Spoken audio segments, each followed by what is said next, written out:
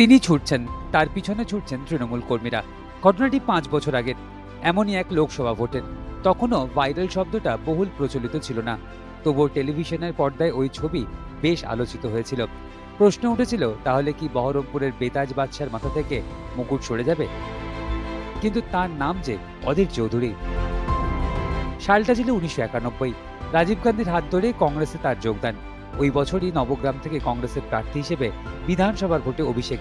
কিন্তু শূন্য থেকে শুরু হয়েছিল তার পথ চলা। 5 বছর পর সাফল্য এসেছিল। 1996 সালে প্রথমবার বিধায়ক, আর 1999 থেকে টানা 20 বছর বহরমপুরের তিনিই মুখ। এবারের লোকসভা ভোটে তৃণমূল কংগ্রেস জোটের অন্তরায় ছিলেন নাকি তিনি, এমনটাই অভিযোগ অধীরের বিরুদ্ধে।